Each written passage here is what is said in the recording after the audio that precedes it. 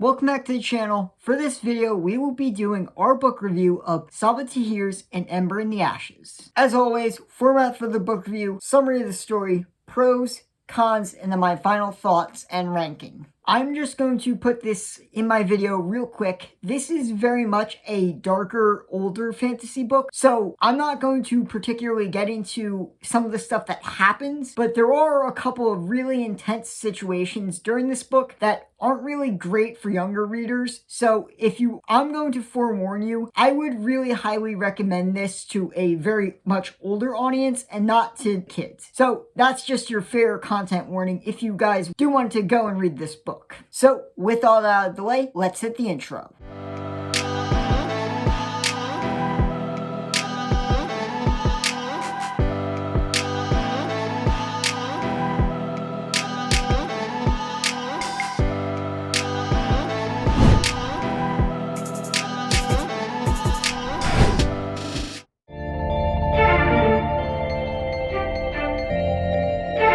One of our main characters is a girl named Laia who has just witnessed the death of both her grandparents and the capture of her brother by the occupying force named the Matrials. After the raid on her house, Laia goes to seek out the resistance to try and get them to help her rescue her brother out of prison. But in order for the resistance to agree to help her, she must undertake a crazy dangerous mission and infiltrate Blackcliff, which is a military school who trains the Matrials assassins called Masks. Her book also follows a young mask named Elias who is having second thoughts about what becoming a mask for him is really going to mean. But before Elias is able to leave Blackcliff, there is a big competition that's called to decide who will become the next emperor of the empire. Elias is forced into this competition to compete to see if he has what it takes to become the next emperor. Soon after the competition begins, Elias and Laia are forced together to help each other get out of Blackcliff and their current situation.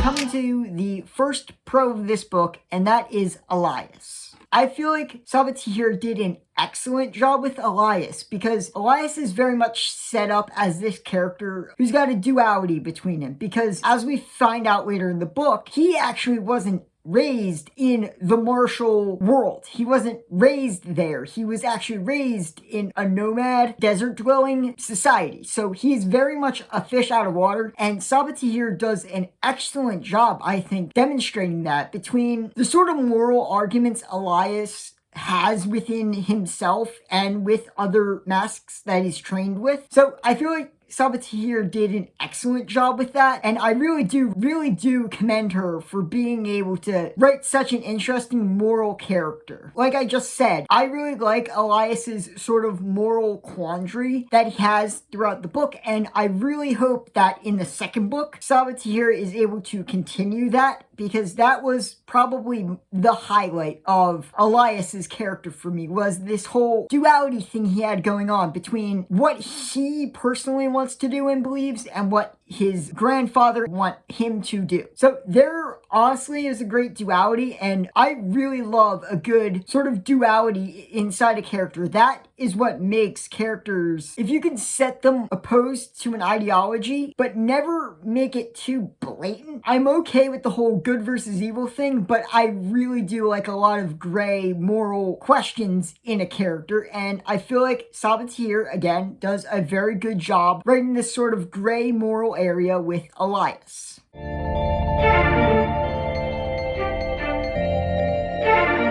Okay guys, so starting off the con section, I'm going to talk about Laia. Just to preface this, I really do enjoy what Sabaa Tahir did as far as Laia's character arc as a girl who is very timid and changes into this self-assured person. I like that. Her character arc is very straightforward, and that's fine, but compared to what Sabaa Tahir does with Elias, there isn't a whole lot there as far as Laia's story arc is concerned compared to Elias. I like Laia as a character, and I feel like she's pretty good, but I prefer Elias a little more. I feel like Sabaa Tahir could have given Laia something more to her character. And I feel like if Sabatier had given just something more to her character, I feel like I wouldn't be harping on her as much. But as her character stands in the first book, it is very straightforward, which is fine, but I prefer Elias's moral quandary plot a bit better than her very much straightforward plot line in this book. But I'm sure the character gets better in other books. I see a lot that I like in Laia's character, and I'm definitely going to stick with her character. But I feel like if Sabatier really wanted to make Laia stand out in this book,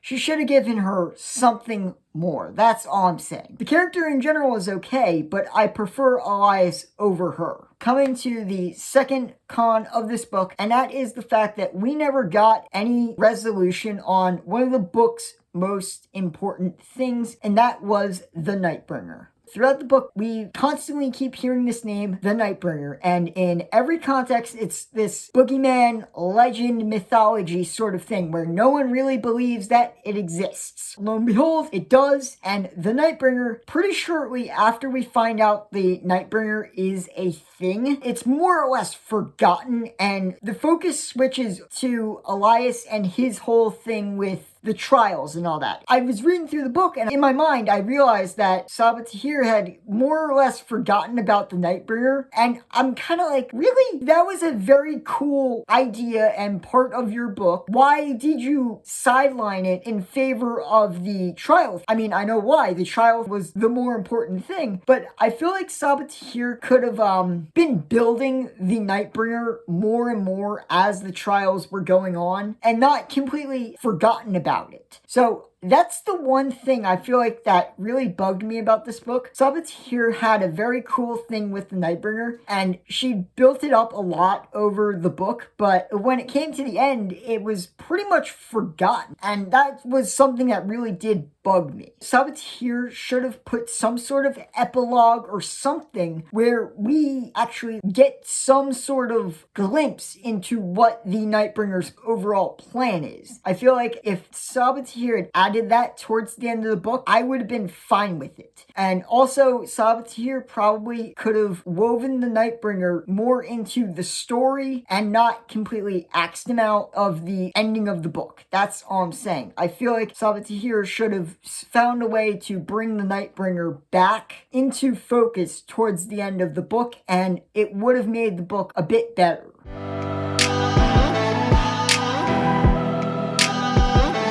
Alright guys, so final thoughts on the book here. Overall, I really did love this book. Elias was a really good character, and Sabatier did a very good job weaving in a lot of moral questions and stuff within his character that I really did enjoy. Despite how flat Laia seemed to me, she really did have a fairly good character arc. I just prefer Elias's arc over hers, but her arc is still very good and very well written. And I understand why Sabatier didn't focus on the Nightbringer, but even with her not focusing on the Nightbringer as much as I would have wanted to focus on him, I really did overall enjoy this book. Like I said, this is very much written for an older audience, so if you guys do want to check it out, make sure you are okay with some more gratuitous stuff. I'm going to give Sabatier's An Ember in the Ashes a 7 out of 10. Thank you so much for making it to the end of the video. If you enjoyed it, please do not forget,